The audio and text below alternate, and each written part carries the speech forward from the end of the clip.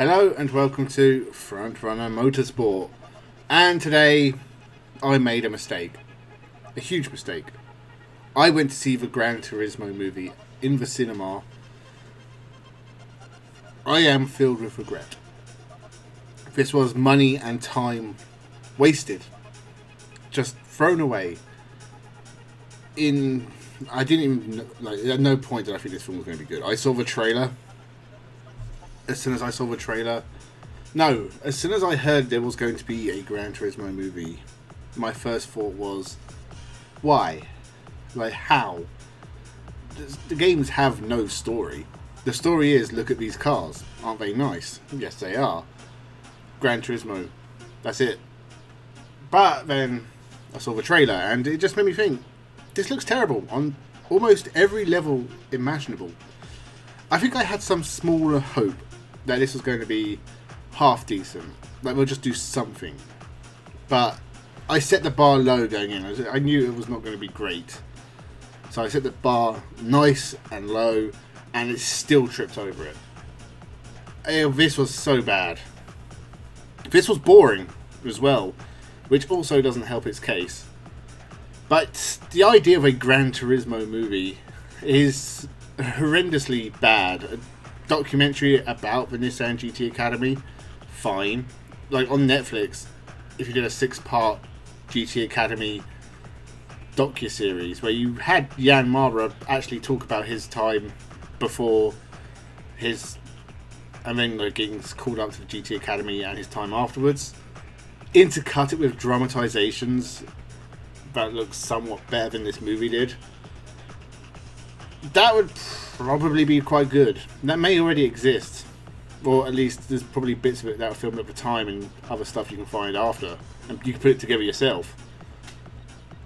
This did not need to be a movie, and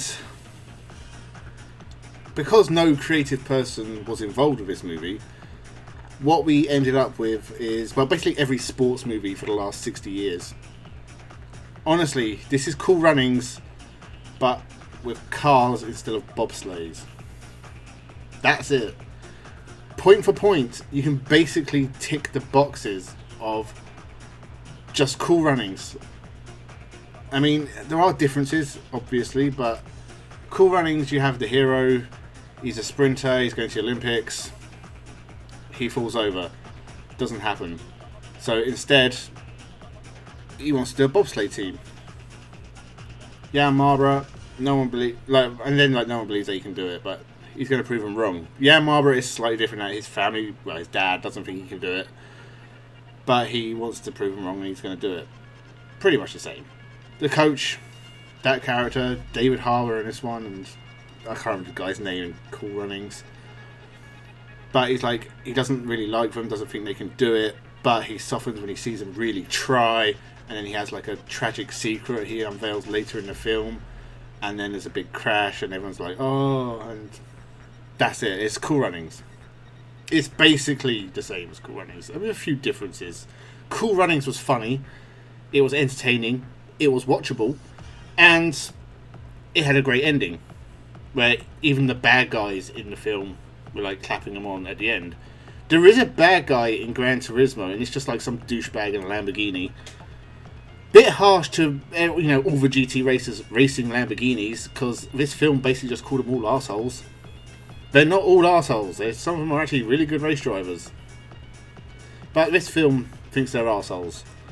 But he has 4 or 5 lines in the whole movie, and there's no redemption arc. He kind of gets his comeuppance in the middle of the movie, because he tries to overtake, but he's going way too fast, and he has a big crash, and Jann shouts at him.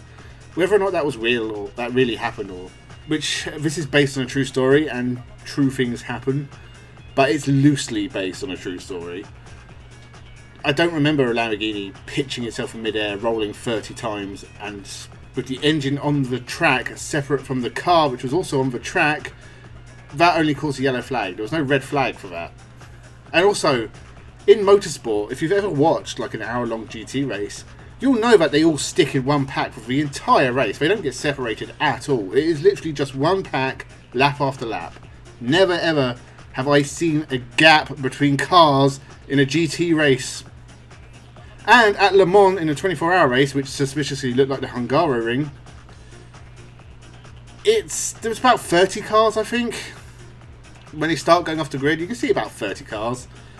Not the usual 60. It must have been a slow year the year Jann Mardenborough didn't finish third in a Le Mans race, because he was actually in the LMP2 class, which he did finish third in, but not at the outright Le Mans podium, which I think they were suggesting in this film. I couldn't really tell, and I don't really care. But GT races as well, they have massive TV audience. Literally everyone watches GT races on TV. It's not just 10,000 people on YouTube. And you go to GT World, check the sort of viewing figures they get. A random GT race at the Nordschleife, probably about 10,000, maybe 20,000 max.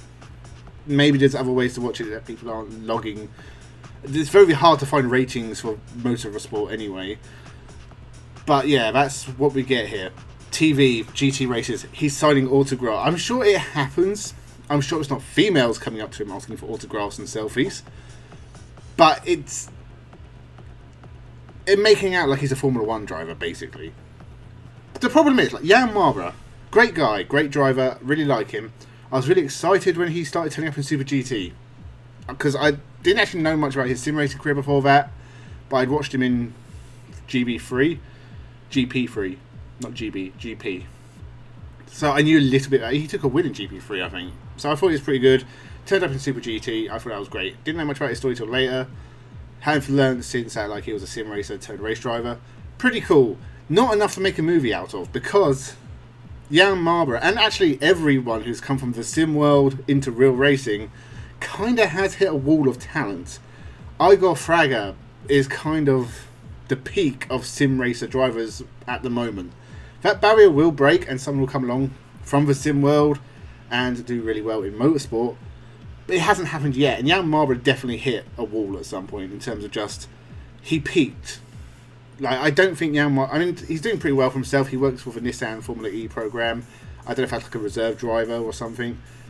So he is still involved in motorsport and with Nissan. I don't know if he still is, actually. I'm presuming he is. But he took wins here and there. I think he won a race in the lower class of Super GT. Don't think he did as well in the top class. He was always kind of a midfield driver in Japan. He did well in Super Formula as well. I think he had one season in Super Formula where he consistently scored points but didn't do amazing. That was kind of his level, a decent midfield driver. Nothing wrong with that. That is a fantastic career for a race driver, especially one that has come from the sim racing world through a dodgy GT academy from Nissan. And that should be praised, but it's not enough to make a movie out of. But you've had to fill it with bullshit, basically. I honestly don't know if anything in this movie actually happened, apart from the crash that killed a spectator. I know that did happen, and it pretty much went as it did in real life, which I think is pretty fucked up. But apparently they did ask Jann Mardenborough, and he wanted it in the film because he thought it would be disingenuous to leave it out, despite all the other disingenuous bullshit in this movie, which he must have not been around for. And he was around for this movie because he was the stunt double for himself. Why not just get Jann Mardenborough to play himself? But I guess he wouldn't do the acting scenes as well. He might have been okay, actually. I don't think the level was that high in the acting. It was okay. It wasn't amazing. Like, even David Harbour is kind of bad in it. Orlando Bloom's... No, the acting is actually really bad in this film, but I could honestly ignore that because everything else was so terrible anyway. Orlando Bloom I'll get to in a minute as well. But yeah, so Jann Mardenborough was involved. I guess a lot of the information just got, like, lost. Or maybe he just didn't tell them anything. Maybe they just didn't listen. And there's just some weird stuff of this movie, which may or may not be true. Like, I don't know if Jann Mardenborough sees racing lines when he's on a racetrack. But it's weird. They made this sort of weird point that his dad comes into the room and he's playing and he says, "Why don't you follow the lines?" And he's like, "Well, the other cars follow the lines, so I want to try out different parts of the track to see if I can make up time here and there." And it's like, well, yeah, if they follow the racing lines and you follow the racing lines, then you're just going to follow them. And that's how Formula 1 happens. But this idea that, Jann Mardenborough is special because, you know, he doesn't follow the racing lines, that might be why he doesn't win too often. But the big ending of this, like the climax of that point earlier in the movie, pays off at the end, because during the Le Mans race, the last 2 hours of the 24 hours of Le Mans, he's like, I'm going to go my own racing lines, and Orlando Bloom's like, no, it's too dangerous, we just need you to finish. And then David Harbour, whatever his name, Jack Slater, whatever it was, something stupid, he's like, yeah, just go for it. And his lines are just round the outside of corners, which at the end of a 24-hour race are probably full of marbles, and don't think it would have worked in real life, is what I'm trying to say. And that's sort of the big problem I have with this movie. But Orlando Bloom as well, he plays some marketing exec, and he's like pitching the Nissan GT Academy program with like passion and that. I think the idea is he's a bit of an idealist or something, but does sort of make it seem like the whole GT Academy and this idea of sim racers breaking into actual motorsport, it's kind of just a sleazy marketing tactic Nissan used to try and sell cars, which is difficult. And I guess this film might be Nissan like trying to get some of their money back, because I doubt it worked. Anyone who can buy a Skyline and wants to buy a Skyline brought a Skyline. Everyone else was not swayed by Nissan Sunnies, Cherries or Micras. Nissan are not the coolest brand in the world, and this film is entirely based around Nissan. Skylines are great. I can't think of a single other Nissan I would want to drive. I've kind of lost what I was thinking about now, but whatever. I hate Nissan, I guess. I'd buy a Primera, but maybe one of the sportier ones, if there is a sporty Primera.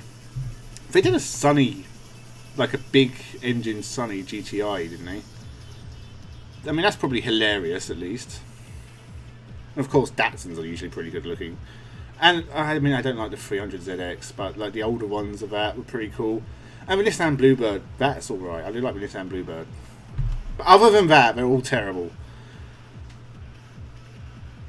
But anyway, this film game series that should not be... It was worse. I mean, it wasn't worse than the Need for Speed movie. That was really bad as well. This was just mediocre. And I sort of... I get what they're trying to say in the movie. I mean, it's kind of your standard just follow your dreams kind of message, which I've always felt was a very dangerous message to give out. You should not necessarily always follow your dreams. People dreamed of being on the Titanic. People dreamed of being on the Hindenburg. People dreamed of, I don't know, something catastrophic that ended badly. Just work out yourselves. I was a motorsport fan when I was a child. At some point when I was a small child, I probably harboured fantasies of being a race driver. I think I realised fairly early on that we were very, very poor, and actually just having a place to live was kind of a good time. So it never really felt on the cards for me, and I'm sure I could have pursued some avenues that would have made it happen. But I think I gave up on that kind of dream when I was like 10. And we lost our house shortly after that. A few years after that. So, financially, this was never a door that was open to me. But I still like motorsport. I watched it constantly as a child. I spend pretty much all of my time watching it now. And with that, my dreams have changed. I didn't really consider myself ever in like a commentary kind of gig. I wouldn't even know how to get a commentary gig, but even if I did, I don't think I'd be very good at it. But I enjoy doing this, like talking about motorsport and making stories about motorsport and videos and creating content, sometimes stealing it. But I've kind of like, I still love motorsport, and I've repositioned myself as a motorsport bard, as sorts. And I want to tell stories. And it'd actually be really interesting to try and tell Jann Mardenborough's story, but not this film. And that would be something interesting to do. I think, honestly, if you gave me a budget of £5,000 in about a month, even with a shitty camera, I could come up with something better than this. Just something different would be good. But dreams change. You don't have to follow the dream you always had. It's great when it works out, and for Jann Mardenborough, it kind of did. I'm sure when he was dreaming about it as a child, it wasn't necessarily in the midfield of a Super GT race. I'm sure there were bigger things. But he did it. He became a race driver. He is a race driver. And that's amazing. But for every one child that manages it, there's another 99 that don't get close. I've never driven a car around a track. I've never really driven a car in anger. I don't like breaking speed limits because I usually have kids in the car. Even before that, I was usually the designated driver for a bunch of alcoholics, so I tended to drive around slowly because they were annoying. Or I just like cruising, really. I like putting my music on, sticking my arm out the window and chilling. Didn't need to go fast. Not necessarily a fast lifestyle person. That's fine. That's all I want. And I'll watch other people drive fast. Absolutely happy with that. And occasionally I will go see movies about people driving fast. And I will have opinions on them.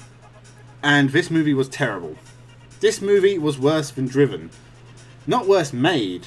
Driven was a terrible idea as well, and it looks awful, and it's aged really badly. But it's more fun to watch because it's hilarious. Because this is kind of boring. The same goes for video game movies. Like, Blood Rain is worse as a movie. But I will sit down and watch Blood Rain 3 multiple times, whereas I hope I never have to see Gran Turismo again. Do you get what I'm kind of saying here? It's not necessarily that it's the worst movie ever made. It's more that it's so mediocre you will instantly forget it ever existed. But one movie it will be better than is the Lewis Hamilton self-insertion masturbation fantasy that I think will be out in the next couple of years, starring Brad Pitt, that they're filming at F1 events. That film will be dreadful because it will follow all these exact points, but it will cover some of the bullshit political slacktivism that Lewis Hamilton loves so much. And it is self-insertion masturbation fantasy. If I had loads of money, maybe I would make something I could masturbate to myself to as well. I don't. Lewis Hamilton does, unfortunately. And I don't know if I'll go see that movie. I probably will. Might talk about it on here. I don't want to see that movie. I didn't really want to see this movie. It was only opportunistic. My girlfriend had a friend coming around. I didn't necessarily want to be at the house. I left to go to the cinema. On my own. Which will tell you something about the kind of person I am. And this was pretty depressing. It's taught me that you can follow your dreams. But this movie makes me not want to have dreams. It has destroyed the concept of dreams for me. It is so mediocre. I don't know what the box office sales will be like for this film. I don't know how long it's been out. Has it been out a week or two? There's only 10 people in the cinema, but it was sort of like a middle of the day viewing. Maybe the evening showings are busier. I doubt it somehow. It might make its money back. I don't know what the budget was, but it'll be lucky if they do.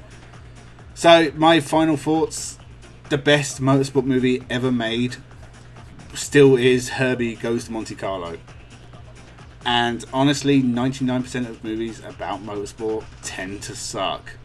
Documentaries tend to be a lot better. Actual racing, the best. Watching movies, dramatizations about something that should be quite easy to do, actually turns out it's quite difficult and no one knows really how to do it. I'm sure one day we'll get a good motorsport movie. I honestly can't remember when the last one... The Senna documentary was probably the last good motorsport movie. But as I said, it's documentary, it's different. But I doubt counting Rush. Rush was not very good either. For different reasons. I might cover Rush at some point because I know a lot of people like that film. It just annoyed the shit out of me. I have it on Blu-ray, so I obviously didn't hate it that much. Mind you, I have the Transformers movies on Blu-ray as well, so that might just be something wrong with my head. But if you've seen it, tell me what you thought in the comments below. If you haven't seen it, tell me why you won't bother. And honestly, if any other motorsport movies you've seen that you really like, let me know, because there are others. I'm sure people like Talladega Nights. I think they've had massive brain injuries because that film is terrible. It's just not funny. Days of Thunder, that was pretty bad. The other good one, there's a Jackie Chan movie which had Japanese touring car footage in it. And he has like a fight in an arcade or something. I can't remember what that's called, but that movie is really good. Early Jackie Chan films always are. That's literally the only other one I can think of apart from some of the Herbie movies.